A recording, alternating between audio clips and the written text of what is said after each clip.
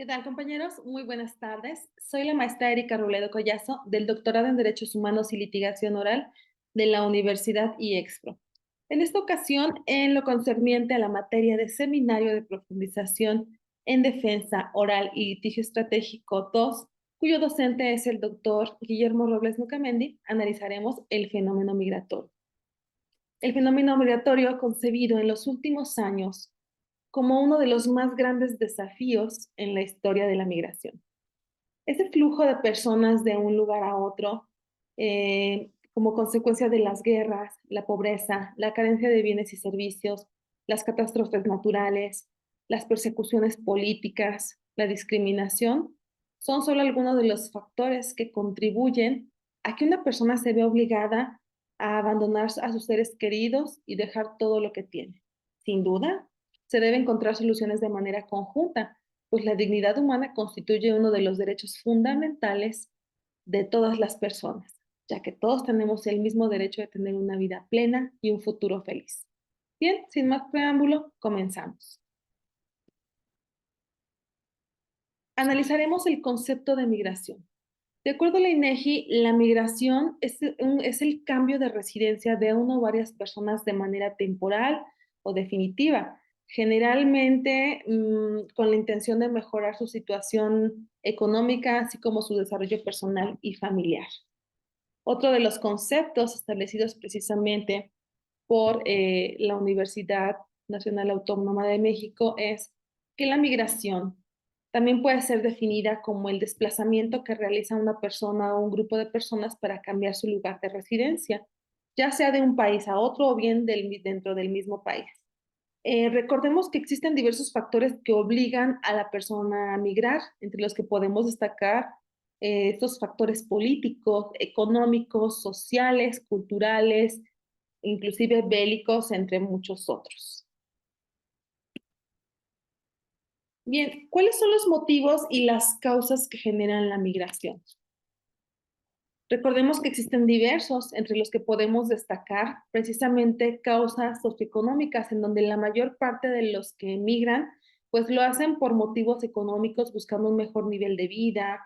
También puede ser por causas como el hambre, la miseria, la falta de trabajo, la carencia de bienes y servicios básicos, lo que obliga a muchos migrantes a arriesgar su vida con tal de salir de esa situación que acontece en su país.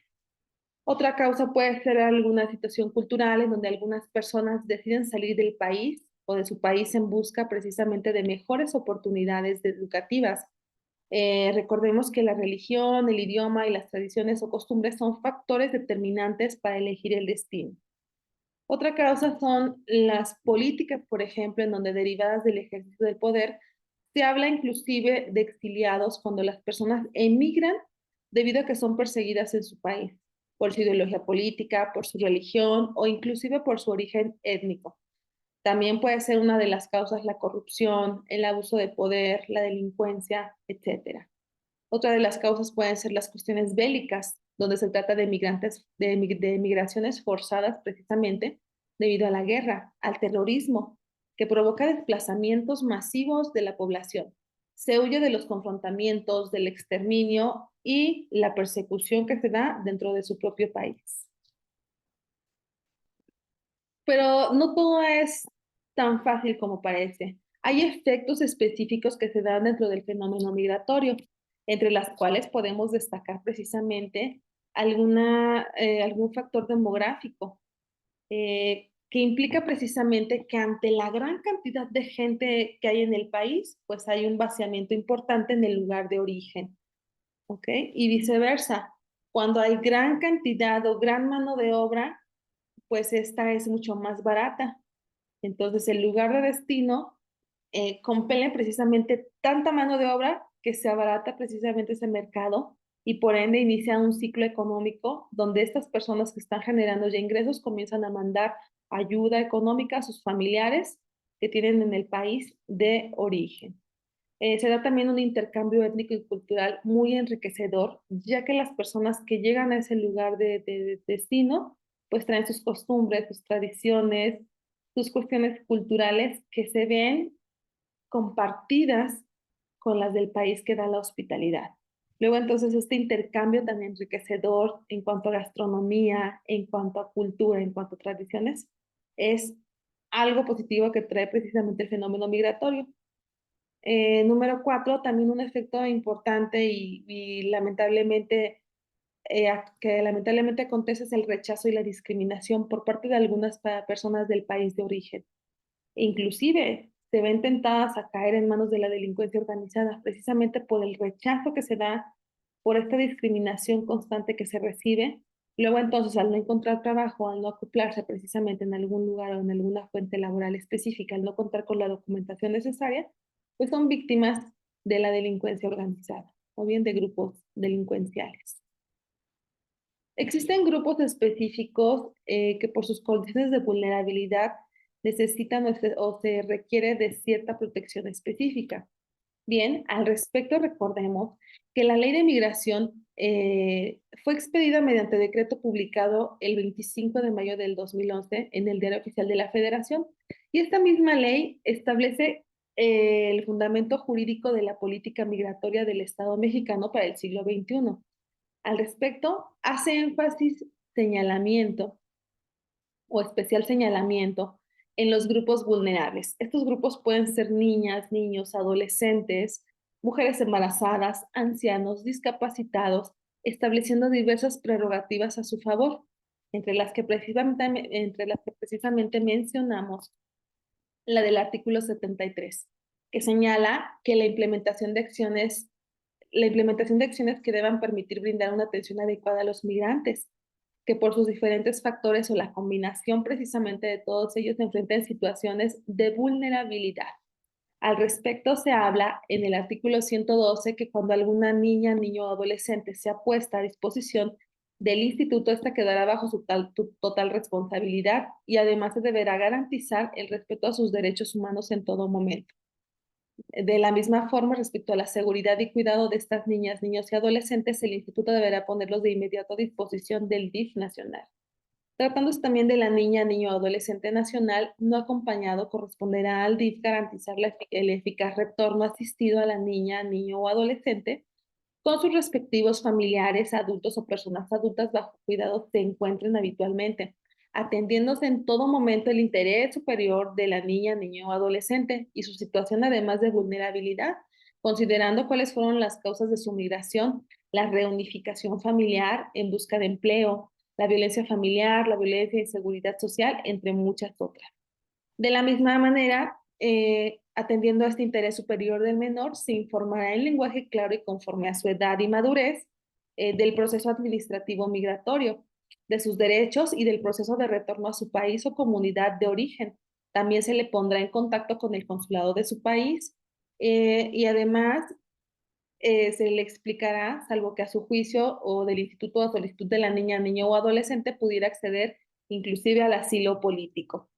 De esta misma forma, en cuanto hace al caso de que los extranjeros sean mujeres embarazadas, adultos mayores, personas con discapacidad, e inclusive indígenas, o bien que sean víctimas o testigos de delitos graves cometidos en territorio nacional cuyo estado emocional no les permita temporalmente tomar una decisión respecto a si desean retornar o no a su país de origen o permanecer en territorio nacional, se tomarán las medidas pertinentes a fin de que si así lo requieren se privilegie su estancia en instituciones públicas o privadas especializadas que puedan brindarles la atención que se requiera.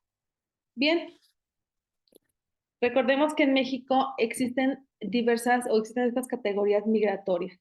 Al respecto, el artículo 52 de la Ley General de Migración establece que los extranjeros podrán permanecer en el territorio nacional en las condiciones de estancia de visitante, residente temporal y residente permanente, siempre que se cumpla con los requisitos que se establecen para dicho fin. Recordemos que estas tres vertientes de visitante, residente temporal y residente permanente tienen unas subcategorías que me permitiría analizar a continuación. En cuanto hace a la categoría de visitante, esta tiene 6 vertientes o 6 subcategorías, entre las que destacan precisamente el visitante sin permiso para realizar actividades remuneradas, el visitante con permiso para realizar actividades remuneradas, el visitante regional, el visitante trabajador fronterizo, el visitante por razones humanitarias y el visitante con fines de adopción. Bien, el visitante sin permiso para realizar actividades remuneradas, que es el número uno, autoriza al extranjero para transitar o bien permanecer en territorio nacional por un tiempo ininterrumpido no mayor a 180 días, sin permiso para realizar actividades sujetas a remuneración en el país. Número dos, el visitante con permiso para realizar actividades remuneradas, al contrario del anterior, autoriza al extranjero que cuente con una oferta de empleo o una invitación por parte de alguna autoridad o institución académica, artística, deportiva o cultural por la cual perciba una remuneración en el país, o bien venga a desempeñar una actividad de remuneración por temporada estacional en virtud de acuerdos interinstitucionales celebrados con entidades extranjeras para permanecer en territorio nacional por un tiempo ininterrumpido no mayor a 180 días contados a partir de la fecha de su ingreso. Número 3. El visitante regional, en donde se autoriza al extranjero nacional o residente de los países vecinos para ingresar a las regiones fronterizas con derecho a entrar y salir de las mismas cuantas veces lo deseen, sin que su permanencia exceda de 7 días y sin permiso para recibir remuneración en el país. Número 4, el visitante trabajador fronterizo. Este es muy interesante porque autoriza al extranjero que sea nacional de los países con los cuales los Estados Unidos mexicanos comparten límites territoriales para permanecer hasta por un año en las entidades federativas que determine la Secretaría. El visitante trabajador fronterizo contará con permiso para trabajar a cambio de una remuneración en el país, en la actividad relacionada con la oferta de empleo con la que cuente y con el derecho a entrar y salir del territorio nacional cuantas veces lo desee. Número 5, el visitante por razones humanitarias, en donde se autoriza esta condición de estancia a los extranjeros que se encuentren en cualquiera de los siguientes supuestos: que sea un ofendido, una víctima o algún testigo de algún delito cometido en territorio nacional. 2, que sea niña, niño o adolescente migrante. Y 3, que se solicite el asilo político de reconocimiento de la condición de refugiado o bien de protección complementaria del Estado mexicano hasta en tanto no se resuelva su situación migratoria. Recordemos que si la solicitud es positiva, se les otorgará la condición de estancia de residente permanente. 6, el visitante con fines de adopción, en donde precisamente se autoriza al extranjero vinculado con un proceso de adopción en los Estados Unidos mexicanos a permanecer en el país hasta en tanto se dicte una resolución ejecutoriada y en su caso se inscriba en el registro civil la nueva acta de este niño, esta niña o este adolescente que fue adoptado, así como se expide el pasaporte respectivo y todos los trámites necesarios para garantizar la salida del niño, niña o adolescente del país. Tenemos también la calidad de residente temporal, que se subdivide en dos partes: el residente temporal como tal y el residente temporal cuando se es estudiante. ¿En qué consisten estas? El residente temporal autoriza al extranjero precisamente para permanecer en el país por un tiempo no mayor a 4 años, con la posibilidad de obtener permiso para trabajar a cambio de una remuneración dentro del país, sujeto a una oferta de empleo, con derecho a entrar y salir del territorio nacional cuantas veces lo desee y con derecho además de la preservación de la unidad familiar. Es decir, con ciertas restricciones, su familia puede venir a territorio mexicano. También el residente temporal estudiante, en donde se autoriza al extranjero para permanecer en el territorio nacional por el tiempo que duren los cursos, estudios, proyectos de investigación o formación que acredite que va a realizar en instituciones educativas pertenecientes al sistema educativo nacional hasta la obtención del certificado, constancia, diploma, título o grado académico correspondiente con derecho a entrar y salir del territorio nacional cuantas veces lo desee, con permiso para realizar actividades remuneradas cuando se trate de estudios a nivel superior, posgrado e investigación. Por último, tenemos la residencia permanente o el residente permanente, en donde precisamente se autoriza al extranjero para permanecer en territorio nacional de manera indefinida, con los permisos para trabajar a cambio de una remuneración en el país. Por último, vamos a verificar lo relativo a la Convención sobre la condición de los extranjeros. Esta convención, que fue adoptada en La Habana, Cuba, el 20 de febrero de 1928 y además fue ratificada por el Estado mexicano el 25 de marzo de 1931. Si bien es cierto, consta de 9 artículos, se establecen dos reservas para el gobierno mexicano. La primera, en la que se interpreta el principio consignado en el artículo 5 de la Convención, aplicable también a la capacidad civil de los extranjeros para adquirir bienes en territorio nacional. Y la segunda, específicamente en cuanto hace a la reserva del derecho de expulsión de los extranjeros por parte del Estado mexicano. Bien, dentro del articulado de la Convención se establece en su artículo primero que los estados tienen el derecho de establecer por medio de leyes las condiciones de entrada y residencia de los extranjeros en sus respectivos territorios. En su artículo segundo nos hace alusión a que los extranjeros están sujetos, tanto como a los nacionales, a la jurisdicción y las leyes locales, observando las limitaciones estipuladas en tanto en las convenciones como en los tratados.